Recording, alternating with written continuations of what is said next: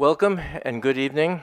I'm Gary Giddins, the director of the Leon Levy Center for Biography here at the Graduate Center. The idea for tonight's discussion was simple and serendipitous. A colleague told me to check out a new biography of Bill Cosby by Mark Whitaker, formerly a managing editor or bureau chief at CNN, NBC News, and Newsweek, and the author of the highly regarded memoir, My Long Trip Home.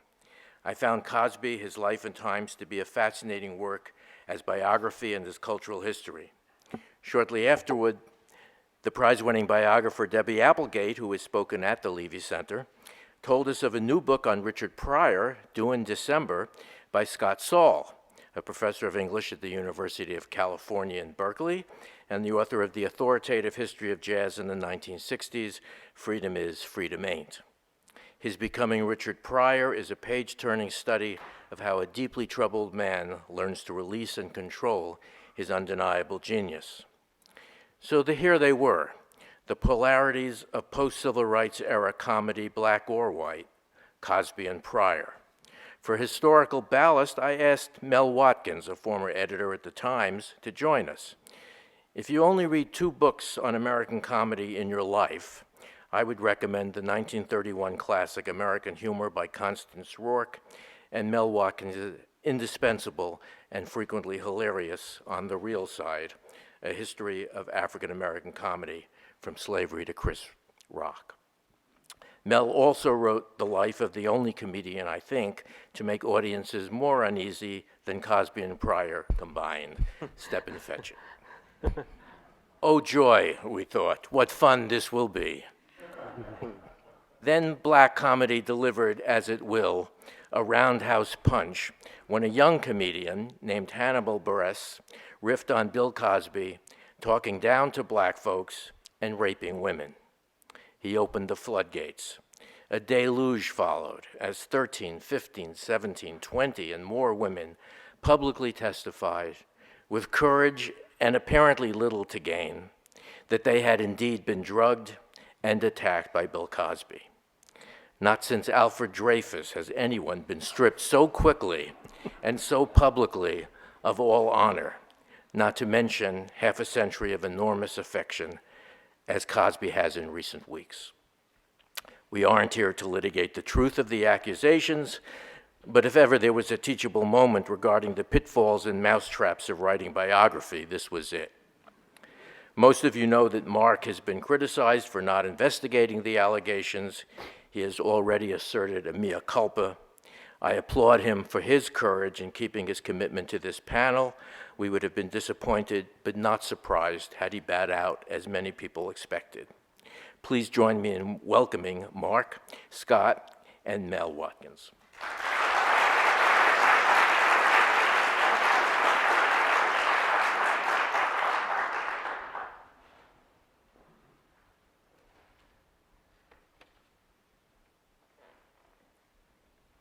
So before we delve into the issue of biographical research in the realm of African American comedy and the way it's changed all of our lives, I'd like to ask Mark to address the issue of what happened, what he would have done differently, and what plans he has, if any, for another edition of the book. Well, first let me start by saying just a few things about what's happened since the book has come out. I find it shocking and very disturbing on a number of levels. I mean, obviously, these stories, which mount by the day, are very disturbing. I think if any of them are true, it's terrible, and it sort of suggests that Bill Cosby had sort of a real problem for many years.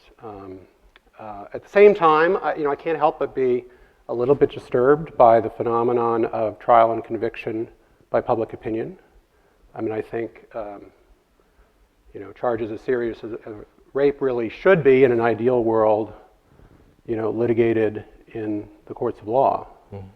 And for a variety of reasons, that hasn't been possible, and perhaps it will be in the future. But and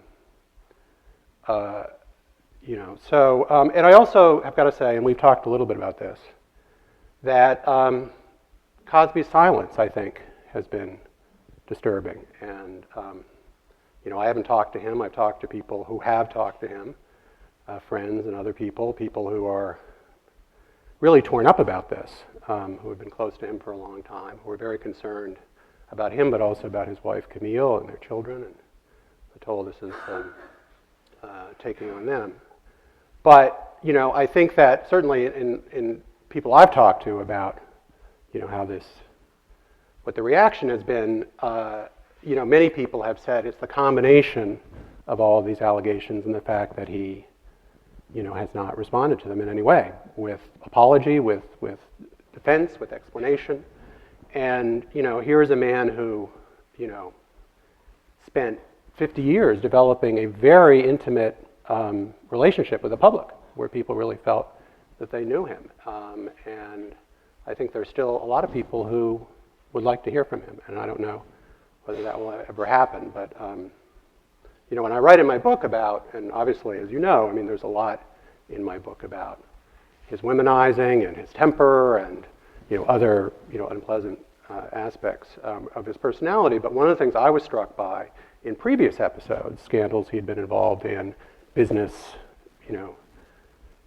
problems and disputes and so forth, was that when he ultimately came forward, he was quite honest, and he took responsibility. And obviously, the theme of responsibility and personal responsibility has been something that's been present in his work as a comedian, but also his things that he said publicly about trends in the black community, and those have been very controversial, and he's been criticized. But I gave him credit in the book for both preaching responsibility, but taking responsibility personally in his own life. And I would like to think that he might still be capable of doing that. We'll see about that.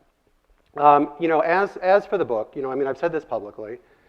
I never intended to write a tell-all book. It just was not my conception. I was interested in Bill Cosby as really an entertainment figure, but really a social figure, and I think that that's pretty clear in my book. And, although I did get to ultimately interview him, it was clear that he was not going to talk about his private life, so that everything I wrote in the book on his private life is something I had to independently report.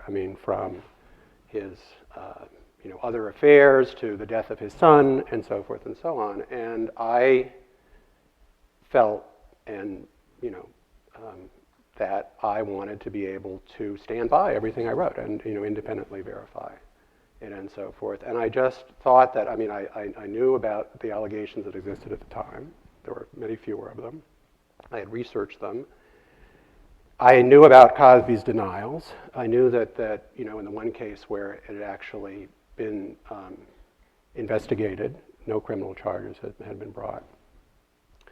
And I was leery about the idea of printing allegations that I couldn't independently confirm, and frankly, opening the floodgates for sort of giving everybody else permission to sort of repeat those allegations based on their presence in my book, which would have been kind of, the thing that I was least able, or I felt, to really kind of report definitively, would have been the thing that everybody would have been talking about when I had really spent all this time independently reporting and confirming all these other things. Now, of course, as it turned out, it still played a role in opening the floodgates, because the fact that it wasn't in the book became a subject of discussion. But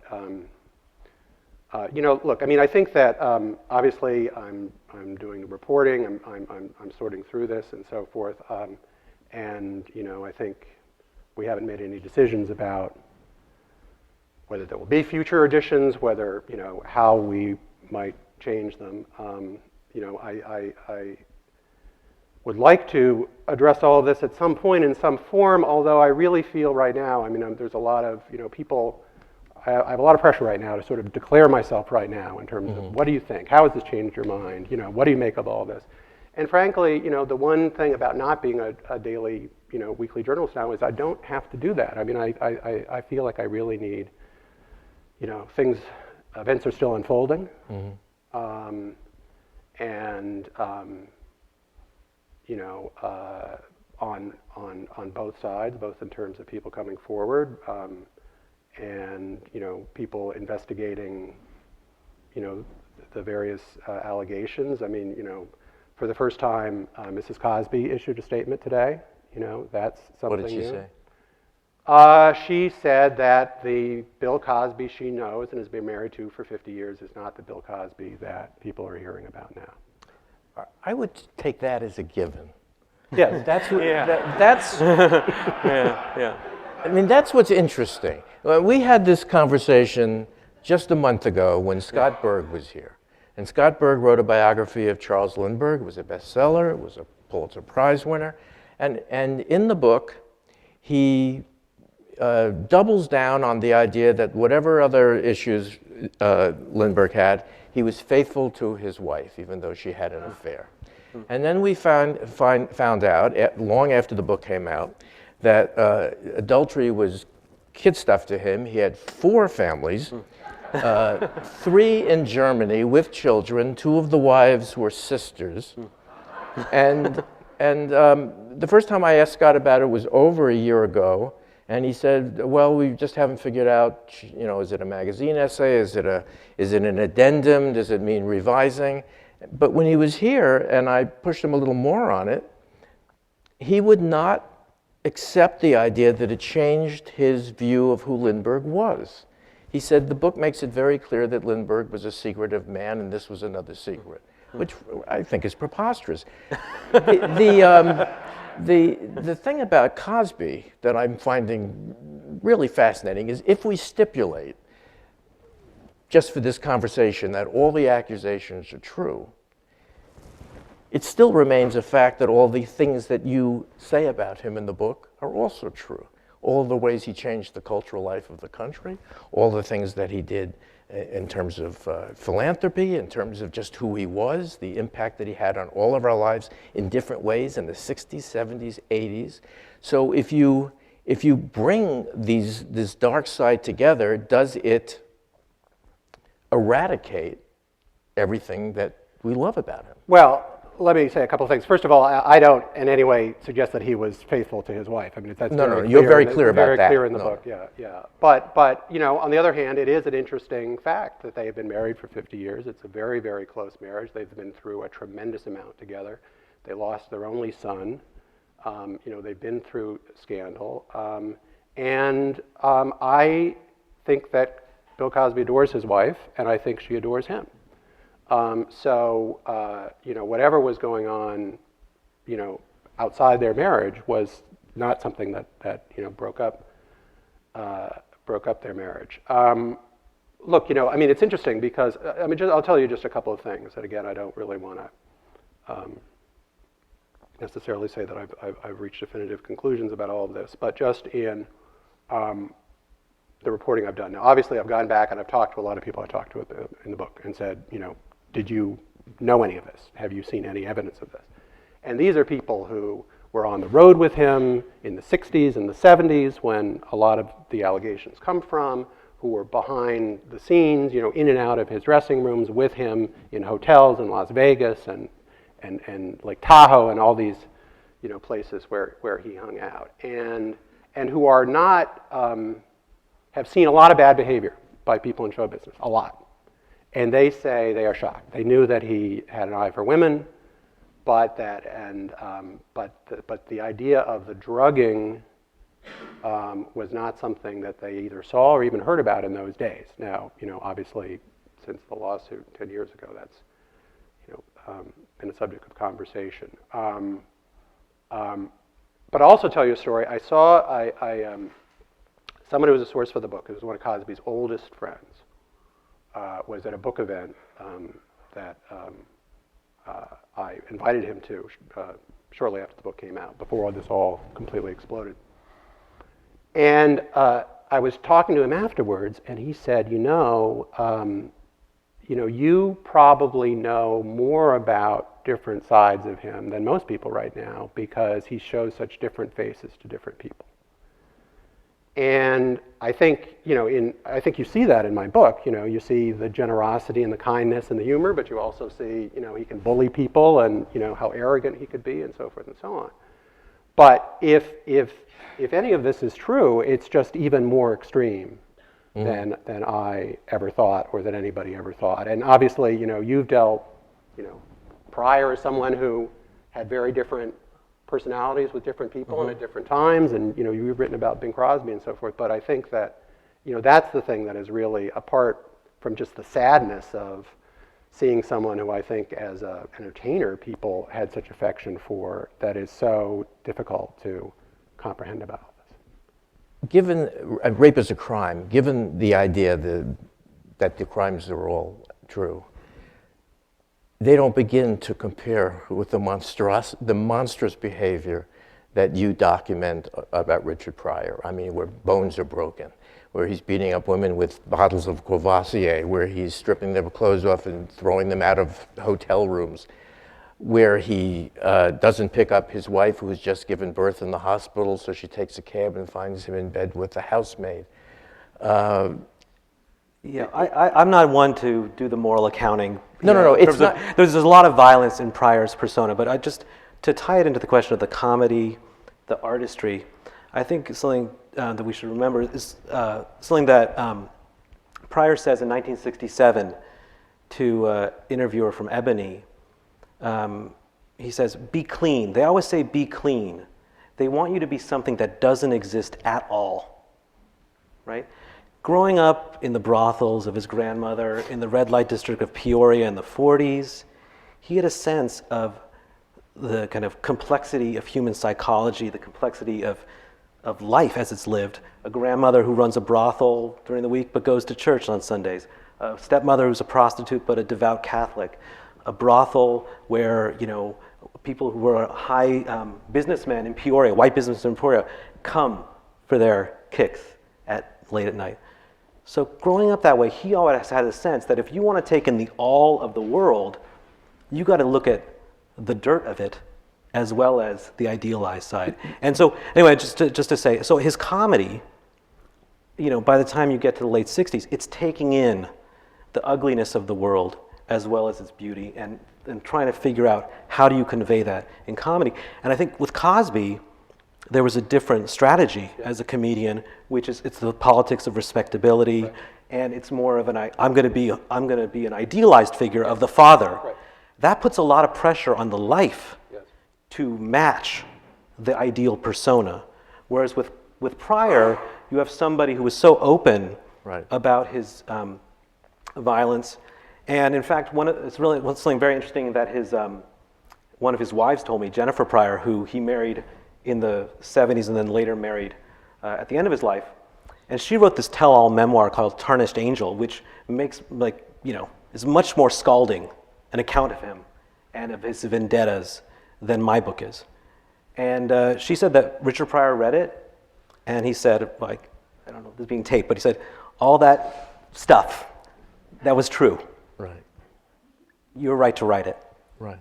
That's in a capsule way, it suggests the difference between Cosby and Pryor as artists and as people. Look, can I just say I completely agree with that. And I read your book over the weekend. I think it's a great book, and it is true that and it took him a while, as you point out in the book, working through his own Bill Cosby period and so forth. Yeah. But what he arrived at was a comedy of brutal honesty about the world, but brutal honesty about himself. I think you're absolutely right to say that Cosby's work, both in his stand-up comedy and his television work, was more of a kind of idealized version of what he thought. Which is not to say it's not any less funny, But the one thing I will say is that he never made any pretense about that when he was actually interviewed, at the time. So interestingly, he gave an interview. There are two very long Playboy interviews, as it turns out, that he gave, one in the late 60s and one in 1985, when The Cosby Show was in its second season. It was the #1 show on television. And, he's quite honest about all kinds of things in that interview, including the fact that, he was estranged from one of his daughters at the time and so forth. Anyway, it ends with the interviewer asking him, he's saying, a lot of readers of this magazine, men who sort of grow up reading Playboy, are now getting to be family men. They're getting married, they're starting families. Do you have any advice to them? And here's what he said. He said, my advice to them is to talk to your children about heroes and to tell them not to expect them to be perfect. And he then brought up the example of who's the famous hurdler, Edward Moses, who I think was a friend of Cosby's, who, one of the greatest hurdlers of all time, who that year in 1985 had been arrested for soliciting a prostitute, and then they had found marijuana in his car when he was arrested. And he was going on trial. And so he brings up to the Playboy interview, he says, take Edward Moses. I've talked to my kids about Edward Moses, and I've told them, and they've said, I still want you to think of him as a hero. And they said, but Dad, how can we think of him as a hero when he's done these things? And he said, because he's still the man who trained all of these years, who won, all these races, over 100 races in a row, who won these Olympic gold medals. For that, he's a hero. And that we cannot expect our heroes to be perfect, because none of us are perfect. I mean, you read it now, and it almost looks like, Right. 30 years ago, he was kind of writing his own defense for what's happening now. I mean, when Ta-Nehisi Coates interviewed him for The Atlantic in this famous piece, in which he didn't really get into these allegations either, and he's done his own mea culpa about that, he talks to him about, Cosby ends up talking to him about the myths of family life and of childhood that he has created. And he said, look, white people have their myths, why can't we have our myths? So he was quite conscious, actually, of the fact that the sort of portrait, the kind of sanitized portrait of family life in the Cosby Show and of childhood and the comedy albums and so forth was not real life or his life. But he still thought it was a valuable sort of ideal to hold up. I'm fascinated by the idea, and you mentioned Crosby before, and a number of people said to me when I was working on that, as I still am, that if you said any of those things about Sinatra, nobody would care, because everybody assumes Sinatra is a thug, and so it doesn't stick. Yeah. But people had a certain feeling about Crosby, and the idea that his feet are of clay is unacceptable. Why don't you take this? The difference between Pryor, who we know is crazy in a lot of ways. He's brilliant and he's crazy, and also he's dead. So for all of these reasons, we accept it, we weigh it, but people are simply not willing to give any leeway to Cosby, because he either has to be Cliff Huxtable or he's nothing. Yeah, I think Scott hit the nail right in the head when he said that the images presented by the two are so contrasting that it makes it totally unacceptable for Cosby, because with Pryor, you would expect him to live that kind of life. He was brutally honest about everything that went on in his life. Cosby was more secretive, as you pointed out in your book, to a certain extent, much more secretive than Pryor. And Cosby did want to present this image of a wholesome household. He wanted to do it because he felt that the African-American community needed those kind of images, those kind of stereotypes to hold up, to contrast to the other stereotypes that Pryor brought out. So I think that's why Cosby was so angry with people like Eddie Murphy and Richard Pryor, who talked about other things, who didn't sort of sweep the dirt under the carpet, because Pryor was not willing to do that. And that, to me, is why so many people are disappointed. I know a friend of mine, a young lady, and I say young to me, in her 50s, who's just turned 50, grew up loving Bill Cosby. And she's devastated by what's happened to him now. She really feels this changes everything she ever thought about him, because he made this, in a sense, she thinks of him as being a hypocrite, as being, as his life as being pretense. On the other hand, what one does as an entertainer is not necessarily, as we've been talking about here, doesn't necessarily correspond to one's real life. I think with people like Lenny Bruce and Richard Pryor, it does more than other comics, but that is not necessarily true of most comics. So if you can't take those two comics as being the average or being representative of what a comic is like and what his life is like. It's entirely different with most, I think. Okay, I want to stay with you for a second because Stepin Fetchit seems to me, I mean, there's a equal opportunity offense situation. Nobody knows what to make of him anymore, and you chose him as Lincoln Perry as a subject for a remarkable biography. There is, not so much in Cosby, I think, but certainly in Pryor, this idea that they're giving up something to the white world that maybe is too intimate about the black experience. One of the things that struck me about Pryor is when he stops imitating Cosby, and there are years when he actually called into somebody's office and he's using phrases, and he wants to be a straight comedian. His hair is conked. And then he becomes a black figure, but he becomes not only a blacker comedian in the sense that he actually deals with racism and he deals with social situations, but he also adopts traditional stereotypes and turns them around. I mean, in him, you actually see Willie Best. You see the coward. You see the haunted look.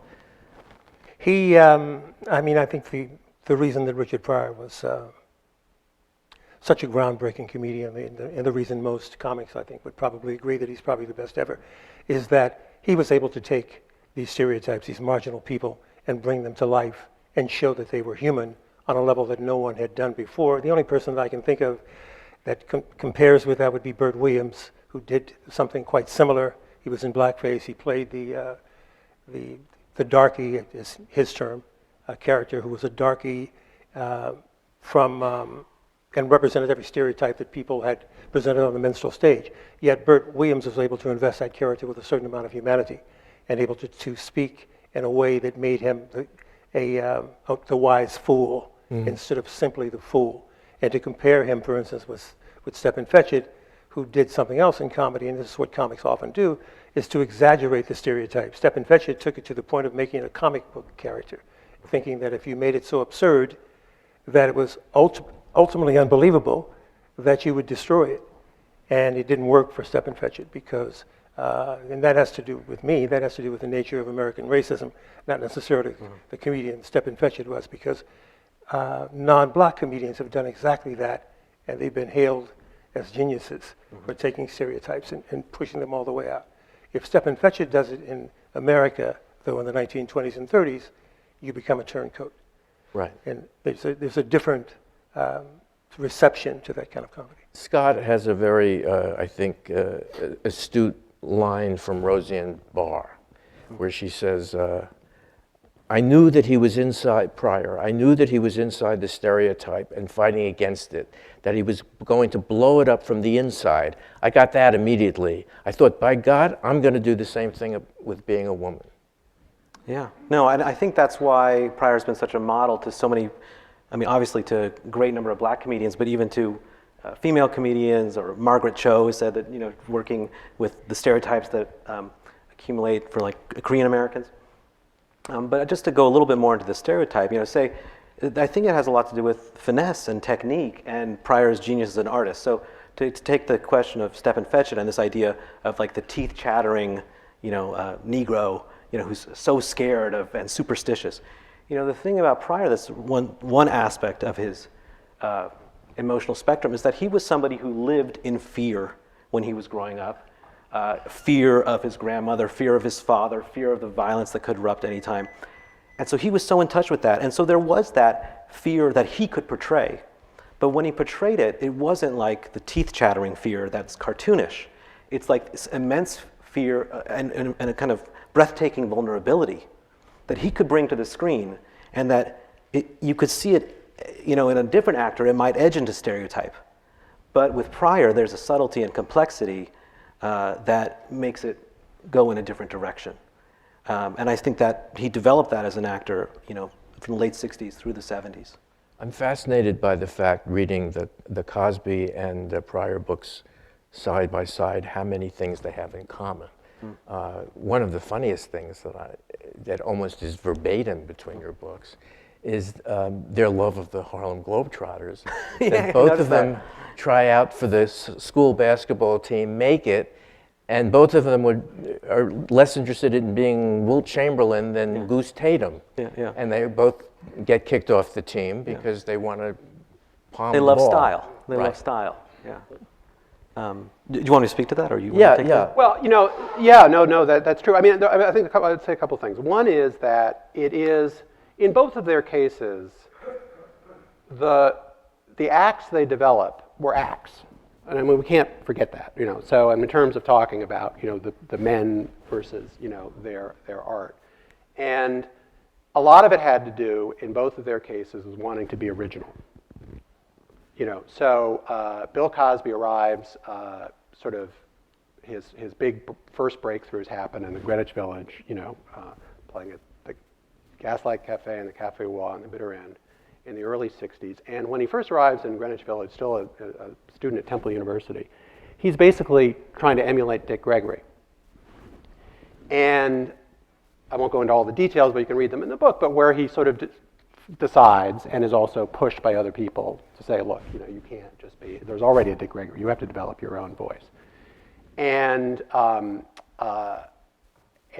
he does, and it takes a while, for him to really sort of develop what we now think of as the distinctive Bill Cosby voice. But the same thing is true, in your book, and it was partly, there's a scene I think you referred to where, the fact is they actually were always friends and admirers of each other, more so than most people think, and I think that's reflected in both of our books. But there was a point, by the late 60s, Pryor was still, sort of being kind of, a kind of junior Bill Cosby, and Cosby wasn't happy about it, and he had his then manager Roy Silver call Pryor in, and he was out in LA and had launched this production company, which ultimately failed. And interesting, Ronald de Blasio, who was then working for Cosby but later became Pryor's agent, was in the room, and so I got the scene from him. And Silver, chews him out and says, Bill doesn't appreciate this, but by the way, he only came into his own when he developed his own voice, and you need to do that too. And the interesting thing is that Pryor didn't dispute it. Mm-hmm. I mean, he already, and I learned even more about this in your book, he was already working through this himself and feeling that he needed to. But it was really at that point that he drops out of sight, he moves to the Bay Area, and he spends, I think in the end you said 7 months, really only performing in local clubs and befriending all these, beatniks and so forth and so on. And it's when he reemerges that he is, the Richard Pryor that we see today. So actually, apart from their friendship and some of the interests they had in common, the development, this jazz-like search, which of course you've written a lot about, for the original voice. It's not enough just to be a great technician, to have a great sound. You have to have a voice that when you hear it on a record, you know who it is. That's Coltrane, that's Parker, that's Cannonball, and each one of them had that, and I think, that's why, at least as artists, they both were so successful, is that it wasn't enough just to be successful. You had to have a completely original voice. Pick up on this, and specifically, again, both of your books, there's a lot on jazz in both books. They're really influenced by the timing, the style. Pryor wants to be Nat Cole at one point. I want to stay with the Harlem Globetrotters and segue to jazz. The thing to know about the Harlem Globetrotters when Pryor is really into them, in terms of trying out for the third grade basketball team in 1950 or so, is that they were not just an incredible team in terms of style, but they were also an incredible team in terms of athleticism, and they actually beat the Minneapolis Lakers, who were thought to be the best team in the NBA. This is before the NBA integrates. So I don't think it's coincidence that Cosby and Pryor, who are both that same generation, hold up the Harlem Globetrotters as models. But I think that one reason it resonates with Pryor is that love of a game that's less about winning and more about playing. Mm-hmm. And it gets into jazz, and that for Pryor, I think, he is raised in a milieu that's steeped in jazz. His grandmother not only runs the brothels, but she makes enough money from the brothels to open up a tavern called the Famous Door, a resonant name from jazz circles.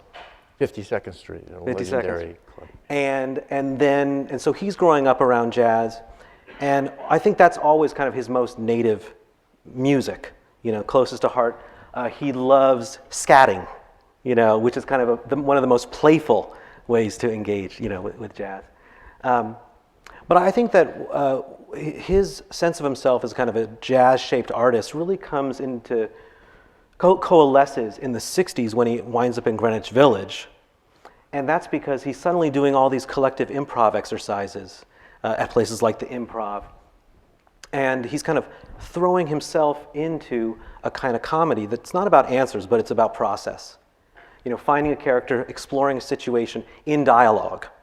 So, you're just as a jazz musician will be playing with the rhythm section, the soloist, playing against that. He's a great responsive artist. And so he loves that throwing himself into process, being in dialogue. It's another reason why he hates censorship. He hates euphemisms because that's going to block the process. So I think his commitment to jazz is also about his commitment to, freedom of expression and following through on these impulses as a way to always be in pursuit of character rather than landing on it and sticking on it. You both mentioned Dick Gregory. Help us to put some perspective. Cosby and Pryor so completely dominate this period, but those of us who remember the period remember that there were a lot of other guys. There was Godfrey Cambridge and Dick Gregory and Nipsey Russell. And Yeah, when these two comics come out, in Pryor and Cosby to me are both revolutionary in certain ways. Cosby because he was a comic who first came out, one of the first comics to really come out and demand that the audience accept him as a human being. He almost, at a certain point, after he moves into what he really was as a comic, what he did was to force audiences to deal with him as a human being and not as a black man. Now, Dick Gregory had said something about this himself. Dick Gregory's famous comment is, I want to be I want to be a funny black man. I don't want to be a funny black man. I want to be looked at as a black funny man. So the comment was he basically wanted to do something else. On the other hand, his material was all about race. He was dealing with race and he was dealing with jokes that came from black folklore. He was dealing with the civil rights situation, the current social situation, which was racist, and he was very politicized. And he was different in the sense that no comics before that had been able to do that. No black comics before that had been able to even touch those subjects. Even Moms Mabley had been one who occasionally did it, and she did it before black audiences. She was never accepted in mainstream venues. Red Fox occasionally did it, but Red Fox was also not accepted in mainstream venues at this point. And the transitional comics, the guys who came before them, like Timmy Rogers and Nipsey Russell and Godfrey Cambridge came a little bit after, but Slappy White, George Kirby, these were the transitional guys, the guys who dropped the baggy pants, the oversized shoes, dressed like clowns, basically being clowns. When white club owners forced them to do that, they were not allowed to perform that way. I think Timmy Rogers has a story about coming out in a tuxedo once and being told that that's it, go back, you're fired, you can't do this. We won't allow it with a black comedian. And others had talked about this. It was a different world at this point. So when Dick Gregory breaks out and starts talking about, or starts dealing with social commentary, much the same way that Mort Saul had done it at that time, that was a breakthrough.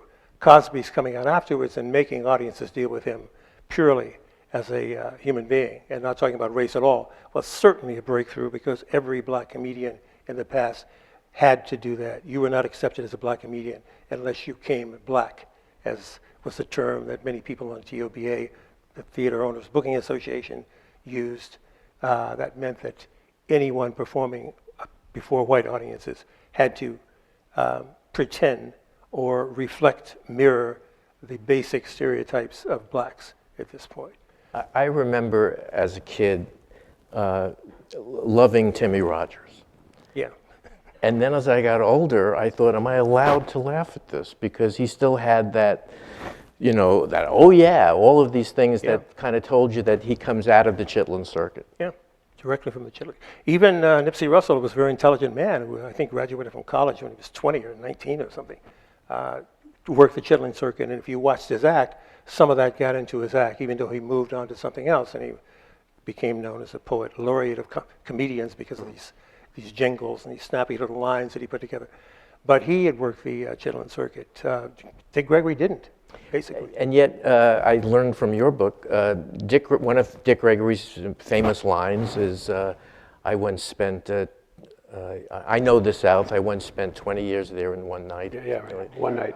20 years there one night. And you pointed out that that's an old vaudevillian joke about Peoria. Yeah. I once spent 4 years in Peoria one night. It's a joke, yeah, that in the context of Peoria is about how boring and middle American Peoria was. So, but you know, that's what comedians do. They repurpose.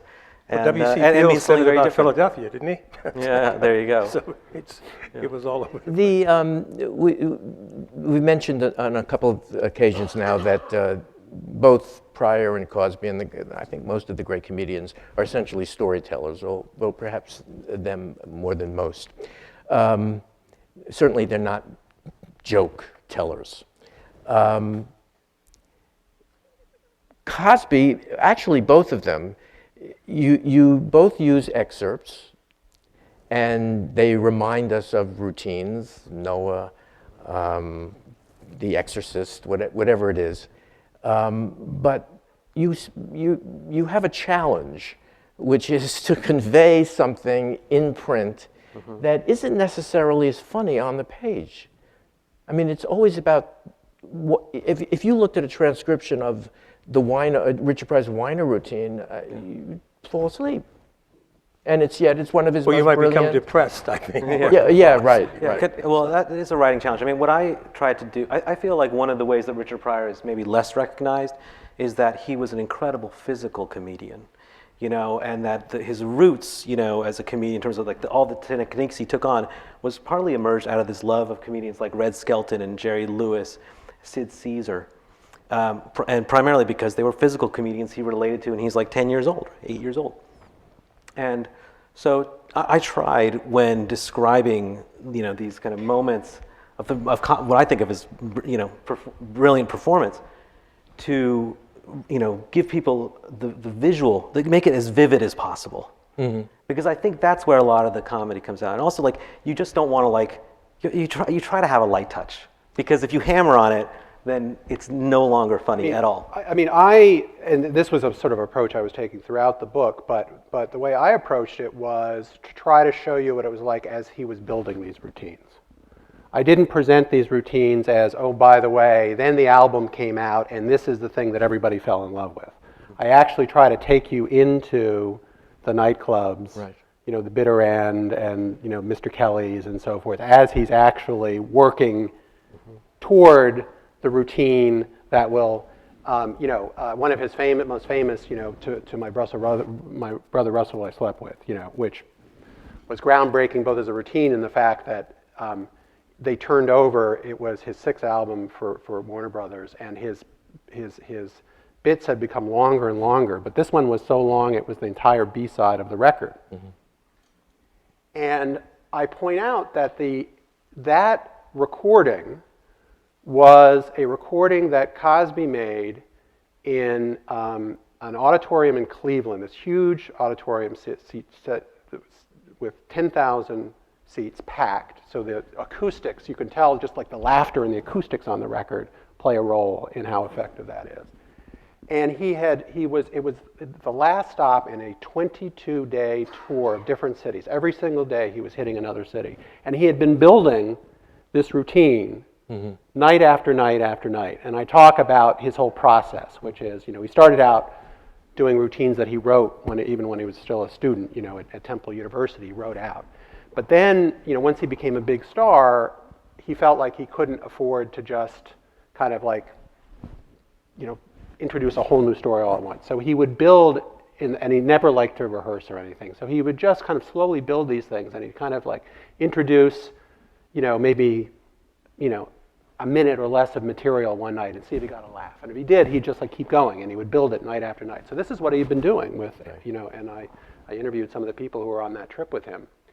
And he gets to Cleveland, and he's totally exhausted, but he's totally energized by being in this huge auditorium with this huge audience, and he gives this amazing performance, and it wasn't until actually the Warner Brothers executives heard that recording that they said, this is brilliant. So he had given that same, he had been building that, and I think many other versions of that probably would not have been as effective, but that worked. So to me, it was less about saying, oh, this is one of the greatest routines of all time, as how did it actually happen? Putting you in the room and making you understand the process by which you get this thing, which once it was captured on a record became iconic. At the end of the book, you mention about a difficult period in your own young life. Your parents had been divorced, and you got a tremendous amount of solace from listening to the Cosby records over and over again.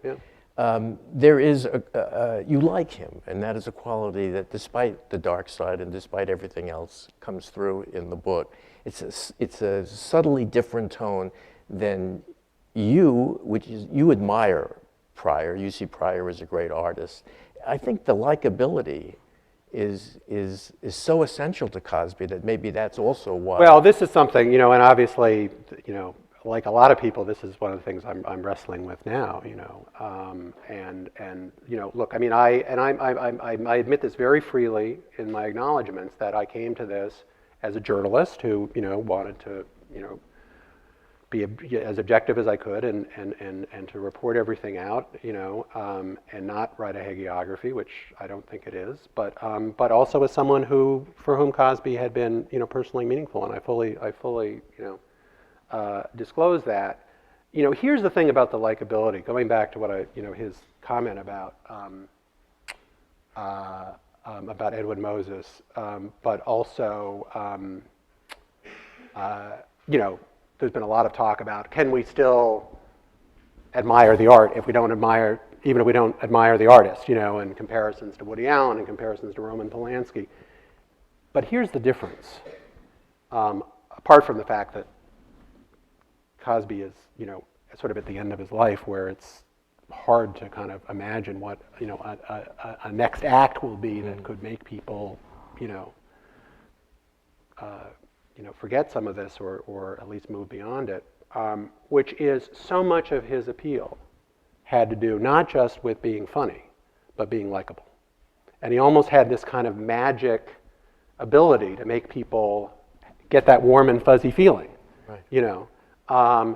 To the point where, in his 70s, when the comedy albums weren't working anymore and he had all these TV flops and so forth, he became this great pitch man. And all he had to do was like wiggle his eyebrows, in a Jell-O commercial and a Coke commercial, and people felt good about that product, So I think that, and maybe, it was all sort of a suspension of disbelief, but once that's gone for him, I think it actually becomes much more problematic than it does for some of these other artists. Nobody, at the end of the day, you can watch a Roman Polanski film, and Roman Polanski's films are not, Chinatown is not about feeling warm and fuzzy, but it's still, a fabulous film, which will be a fabulous film for all time, no matter what you think of what Roman Polanski has done in his personal life.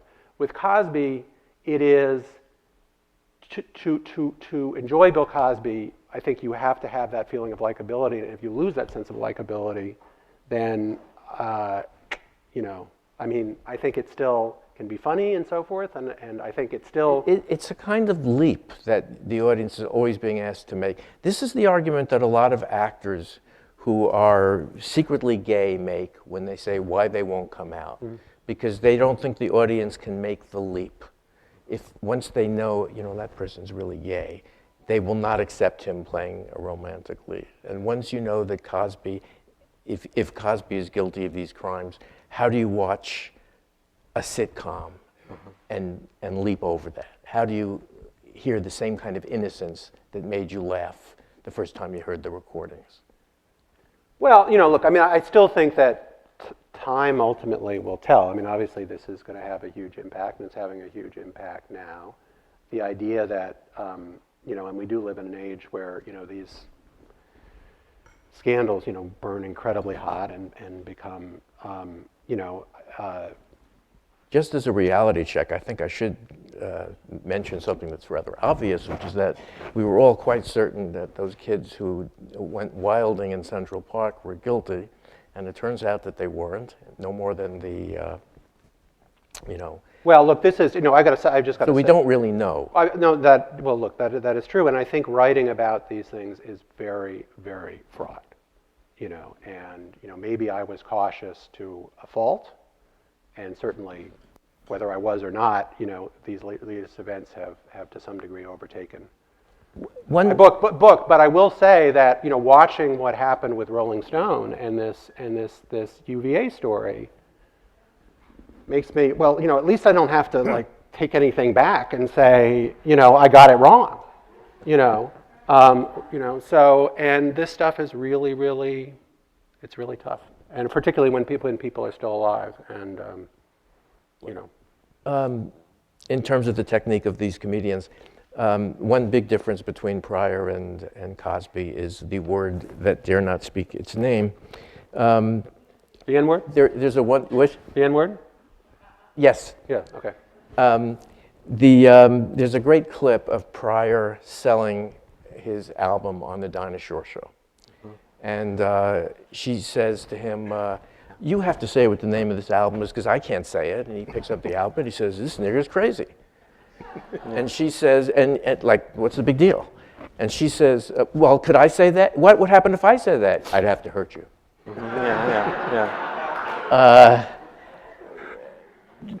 Talk about what it means in terms of comedy and how the audience is supposed to respond to it. You have a line about how Pryor used it as I wrote it down here somewhere as a term of endearment. Well, that's how black folks use it. Right. So a lot of young black people use it, yes, and in that sense. With Pryor, it came easily to him because he really was speaking exactly the way people, he did it in character, and he was speaking exactly the way people spoke in ghetto situations, those marginal people who were on the streets, we call them street people, I guess. That was their language, and he never backed away from that language, so that's the way he used it. When he moved back, as he occasionally did, from the character and spoke sort of as Richard Pryor, it wasn't as prevalent in his presentation, I didn't think. So he would occasionally use it even then because he was popular at a time when the term was being used a lot. I think it's used a lot again. It's in vogue at times, it goes out of vogue, it becomes again very popular. I mean, I teach a course at a university and I teach Pryor, so it becomes very difficult because they were having problems on campus at Colgate University. They were having problems on campus with racial strife. And in the course, we're listening to Richard Pryor, and at some points near the end of the course, and the word comes up, and it's a mixed audience. In fact, most of the students in the course were not African American. So that it became very tense at times, the way that term is used. It's similar to that Dinah Shore situation.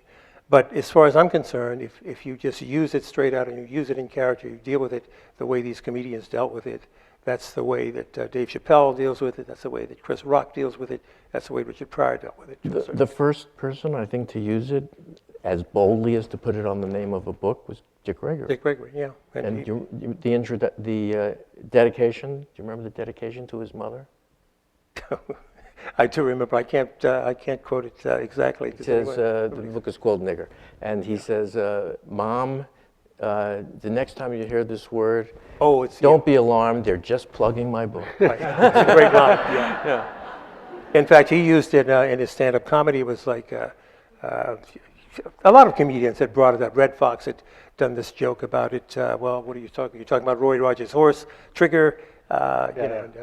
Gregory would say every time somebody calls me that, I get paid $10 extra, so stand up and shout it all you want. So it was used quite often by comedians just to get over the hump with it. So. Your book is unusual in that it ends when Pryor is, 37, 38 years old? Yeah, basically 1978. It rises to the level where he achieves this magnificent performance, which was, thank God, filmed. Yeah. Was it always your intention just to go that far? Yes, it was. And I've been thinking about an answer to that question about likability. I actually feel like Richard Pryor wasn't likable. He was lovable. that the feeling that people got from him as a performer was an intimate connection. And it was precisely because he was so open that they felt like they had been given this access to these parts of himself, the parts of a person that you generally wouldn't get to know unless you were really intimately connected. So in terms of why I ended in 1978, I wanted to take him to that moment where I felt like his genius had fully unfolded. And I felt like those were the most mythified and least understood, least researched parts of his life. And I knew when I started digging into it that it was going to be big. I mean, the book is 600 pages, even though it goes to 1978. And people have said that it really reads quickly. But I felt like there was so much sadness in his life. But up to 1978, there's that story of him trying to find out, who am I? You know, he has this great line where he's talking to an interviewer, and he says, I never thought about not making it. But making it has nothing to do with show business. The it I'm making is me. Who am I? That's the question that he's asking up to 1978. After that, I covered it in an epilogue, so it's not as if I don't talk about what happened after 1978. It's the moment when he's achieved so much as an artist, filming live in concert. It's also the moment his grandmother dies, and his grandmother is really the ballast for his whole life. That spins him into this depression that leads him to set himself on fire. He's fundamentally a different person after having scorched himself alive. So to me, that's what I wanted to focus on. I still feel like the book has more integrity as I might say, an aesthetic object. Like if you read it, I think it's more satisfying having ended where it did as opposed to having 200 more pages about. Let's talk about the difference between writing a biography of someone about whom there has already been a great many biographies and being the first one off the block. Which one? You begin. Yeah. Well, there's been a great number, or a fair number of biographies. When I started, it was mostly ones that were written in his prime. And so they were kind of, they basically pieced together his life based on interviews. There wasn't all that much in the way of original reporting. And I don't hold that against the biographers because there was a reason these stories were very hard to report. His family, having made its livelihood in the underground economy, they had habits of circumspection that ran very deep. And the people around them didn't want to talk. And maybe the archives were hard to get access to. I'm not sure. But I felt like, when I started, Pryor had died just 2 years before. People wanted to talk.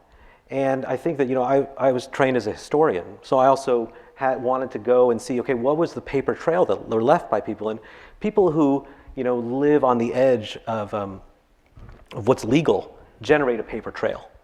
So that's good. And I could find all these legal records and things in the newspapers that then I could cross-check with other kinds of documentation, and you started to fill in the story of the life.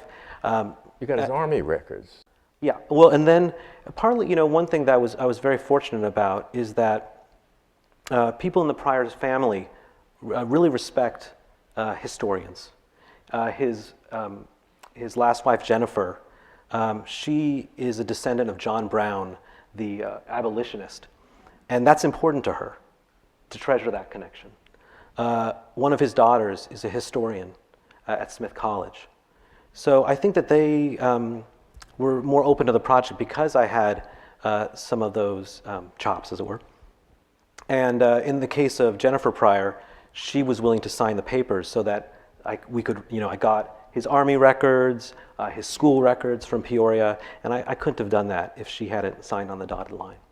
You are working pretty much on your own research, right? Yeah. Well, a couple things. First of all, one lesson of this is it's really hard to write a biography of somebody who's still alive if the story is not over. Or if there's an intrusive estate, but that's... Yes. Yeah. Indeed. But, the sort of genesis of my book was peculiar in the sense that I wanted to write about Cosby, again, more as a cultural figure. But initially, I had approached people who know him. I had met him a couple of times, but I had heard back that he had no interest in cooperating with me. So so I sort of started writing more of sort of a sort of an appreciation of his impact and less his story. But, you know, after about a year of that, I think partly because I suspect that he was hearing from people who I was interviewing and was hearing that I was asking about, you know, his sort of historical impact, that's, you know, was my interest. I started getting feelers from him, and then he reached out to me. So ultimately, I did get to both interview him, not extensively. I'm going to say it's about 15 hours. I met with him twice in person, and the rest was on the phone. But more significantly, people who would not have talked to me if he hadn't said, okay, talk to me. And I actually got more from them probably than I got directly from him. So as a result of that, it became more biographical. But, you know, I mean, it's been said that I've made the claim that this is the definitive biography, and I have never made that claim. It's nowhere in any of the things that I have ever said or that the publishers ever said. We do say it's the first major biography because it is the first major biography. There wasn't anything close in terms of something that had this amount of reporting and depth and coverage of every phase in his career. But, you know, by definition, I knew it wasn't the full or final story because, you know, he was still alive. You know, if others want to come along now and write, you know. If he had not given you those 15 hours, would it have changed the arc of the book? Yeah, I think it would have been much more of a kind of a sort of a critical study of his work. And I don't think it would have been one where I could really sort of take you inside his childhood and what it was like growing up, or, you know, his experience in the Navy and at Temple and how that changed his life, or, you know, how he met the guy who introduced him to Camille and how that all happened, and be able to actually kind of put you in the room for all of that, because that's what I got partly from him, but more from a lot of these other people, childhood friends, intimates, people who were behind the scenes in his shows and so forth, who,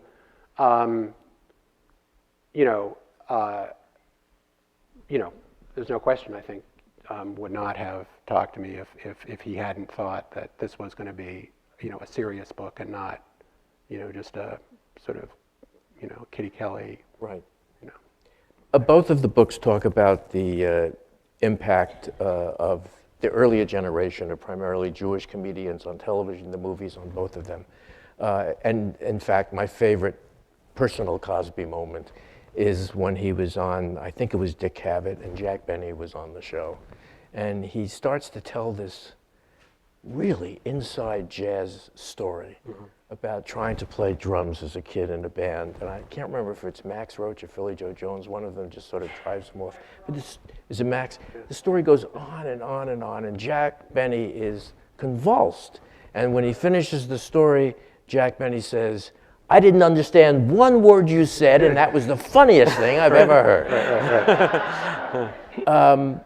And you talk about the impact of Caesar. I want to ask you, from a historical point of view, what the feeling is of why it switches over from a Jewish-dominated medium, not completely. I mean, there's Bob Hope and there's a few others, but it's really dominated by Jews for a very long time. And it's been dominated by blacks now for pretty much close to half a century. Yeah, I mean, I think that Jews and blacks occupy a similar position in society for one reason. I think Jews perhaps are less marginal than they were up until a certain point, say the 50s or 60s, maybe the beginning of the 70s. And up until that point, Jews certainly dominated comedy. It was their bailiwick to a certain extent. They television, everything on television, everything, mostly the things you saw in vaudeville on the stage were these were basically Jewish comics who did it. And then the turn comes, I think, with Lenny Bruce and Mort Sahl. Lenny Bruce, another Jewish comic, starts to do something different than other Jewish comics had done, because Lenny Bruce did for parts of the certain hidden aspects of the Jewish cultural world what Richard Pryor did for the black world. He started to talk about those things, and in fact infuriated comics like Milton Berle and the traditional Jewish comics, because he was using Yiddish words. He was revealing secrets about the inner life of Jews that made some Jews unhappy. They were really angry with him about this. And certainly Richard Pryor had the same thing with blacks, because he was revealing aspects of black culture which had been hidden and no one really wanted to talk about. But I think the change comes with the civil rights movement. Blacks' influence on the culture has been great all along.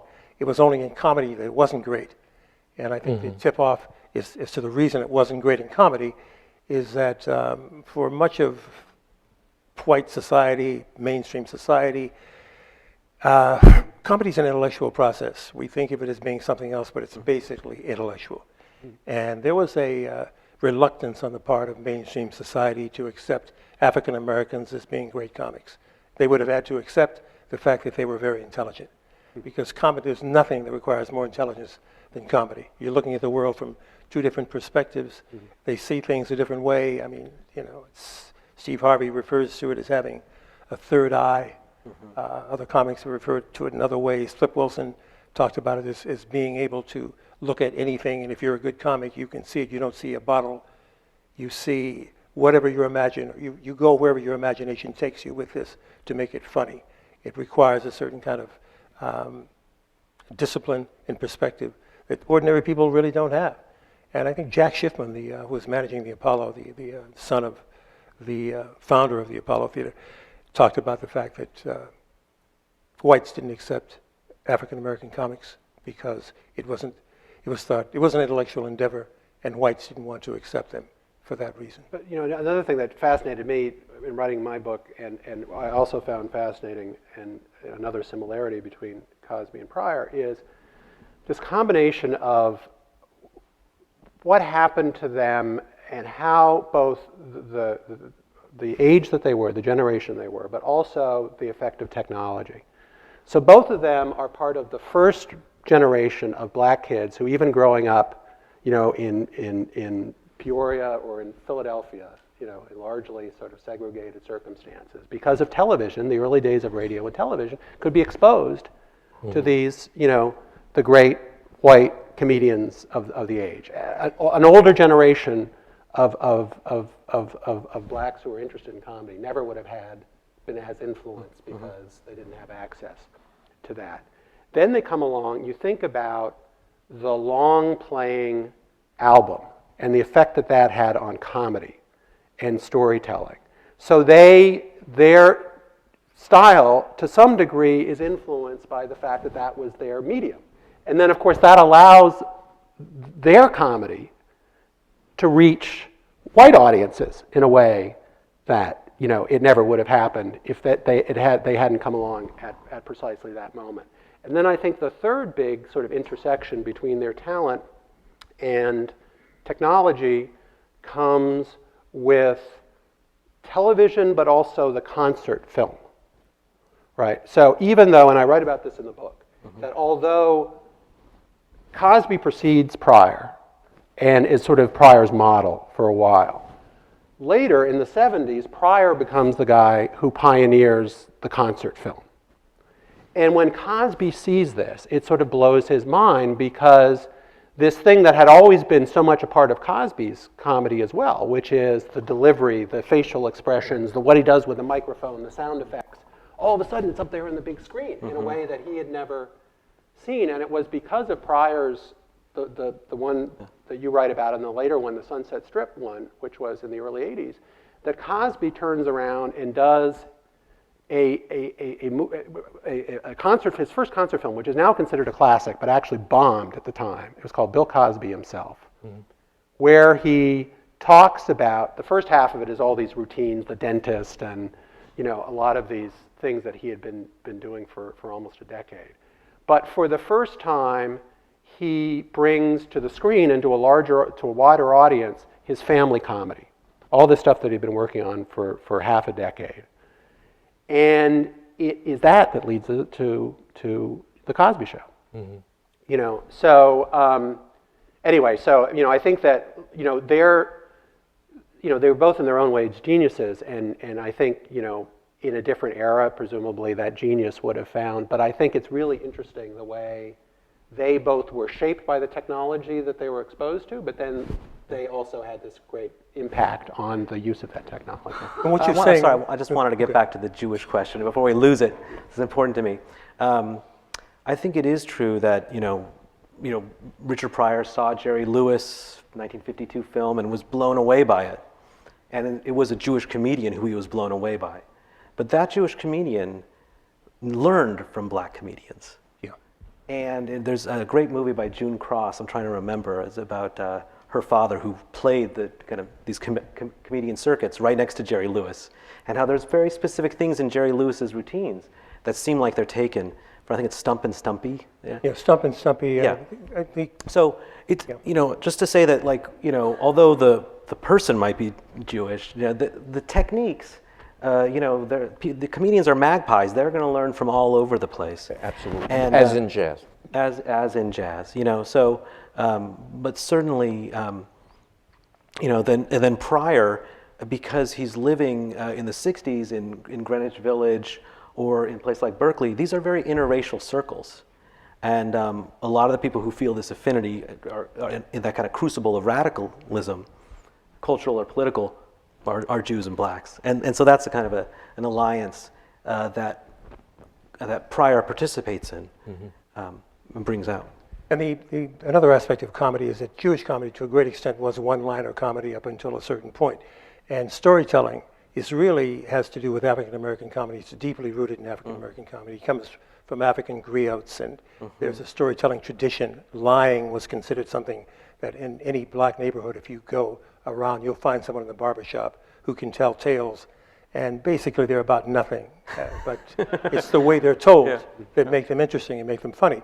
And these comedians picked up on it, and they, as you pointed out, that the technology allowed them to benefit from it to a certain extent. There was also the fact that African American culture was, again, influencing mainstream culture, and many people went and observed people like Pigmeat Markham and Dusty Fletcher and Moms Mabley and Red Fox. And even Lenny Bruce was influenced by Red Fox. Lenny Bruce then influences Richard Pryor, and this is a give and take that goes on in comedy as it went on with jazz. It's just a part of American culture and the way it progresses. About, let me think, 35 years ago, I interviewed Avon Long, sort of a legendary performer. He was the Sport and Life in the second production of Porgy and Bess. And he was making a comeback in the 70s in a show called Bubbling Brown Sugar, where he did the Burt Williams Nobody. And I was fascinated by him, and I called him and asked him if he would have lunch with me. And we started, because I just wanted to hear firsthand about the world that he came from. And at one point, I was asking him who had influenced him the most. And he started listing 3 or 4 people, and the third or fourth person he mentioned was Eddie Cantor. And I sort of grimaced, and I said, well, did the blackface bother you? And he leaned forward into my face as only he could, and he had these long, expressive arms and fingers, and he said, do you think black people are stupid? And I said, no, of course not. He said, well, don't you think we can appreciate genius? And I felt like he was giving me permission that I could listen to that stuff again. Bob Hope told me that when he first started making movies in Hollywood, one of the first one, I think it was called The Ghost Chasers or something like that, Ghost Breakers, he co-stars with Paulette Goddard and Willie Best. Yeah. And Willie Best did what you amazingly have Pryor doing in film after film after film, taking a little part that they gave him, and he's so impressive that they just keep creating it. And Hope loved working with Willie Best. He said, I have never met a comedian who had better timing than Willie Best. And he was just a kid then. So I think that the people who were working with him, they knew. I mean, Mantan Moreland, do you know the last thing Mantan Moreland did on the stage before he died? I'd give anything to have seen this. He played Estragon in Waiting for Godot. He was a marvelous comedian and performer, yeah. He could do anything Nobody with a nothing line. Yeah. And yet mostly, they played chauffeurs and Pullman porters. And the other thing that was mentioned earlier, and I wanted to say something about, is the other one, well, another key aspect of African American humor, and both Cosby and Pryor have it, and you guys both brought it out in your books, is the fact that the physical side of African American comedy, much more physical than comedy, traditional stage comedy had been up until the time that these comedians start to appear. And this again comes from Africa. It comes from something that was brought over with slaves, and the fact that The other thing I would say is also the quality, and again, largely influenced by jazz, of improvisation. Yeah. So you know, Cosby made it an absolute point to this day. I mean, I don't know how much more touring he's going to do, but he never gives the same performance, you know, the same way. And he was the same way, and it drove his writers nuts, you know, on television. But you know, Pryor was like that, right? I mean, the Sunset. Yeah. I mean, you don't write about it in the book because it's after your book ends. But the story of the Sunset Strip performance that became the film, Yeah. where he tells the story about, you know, the freebasing incident and so forth, and turns it into, you know, this awful thing actually into something that's you know, achingly funny, that he had just bombed, right? The night Yeah, before, yeah. and just like given one of the worst performances of his life, and he comes out and somehow. Yeah. Not only does he bomb, he says, you know, you all have paid to watch a man crucify himself. and it's not a joke, you know, it's true. But I think, you know, just to get on this question of improvisation, you know, I think that, you know, Pryor, especially as a Hollywood actor, you know, again, he was the kind of person who would just keep on improvising lines. He was somebody who, he was used to having people laugh when he would make these witticisms. And so when he would start his performances on set, you know, the crew would kind of be like holding things up to their mouth so they could stifle a laugh. And then they'd do another take, and then he would notice that they're not laughing as hard. So then he would invent new lines, and he always got the second, the third, the fourth laugh. And the directors who knew how to use that were able to get incredible performances out of it. What I found really, one of the things I found really impressive, and I have to say that the 1978 performance that Pryor, I saw it at City Center when he did it, and I just never ever seen anything else in my life that's quite like it. I mean, I was literally in pain. I felt like I was getting stitches along my side, and the whole audience was like that. But what I noticed is that he used this laugh. It's almost like a drum beat to pace himself and give it a rhythm. And also, the laughs are so constant and frequent that he can't speak over the laughter. So he uses his own kind of laugh as a way of syncopating between the lines he's giving and the laughter. it's almost like the grunt that preachers have. A lot of comedians have that, they just to pace themselves and establish a kind of rhythm in what they're doing. My memory of that film is I was an undergraduate in college, and a friend of ours went to Roxbury to see it, the theater that was showing it when it first opened. And among the people in the audience, they walked in, they were seated right in front of us, was this guy.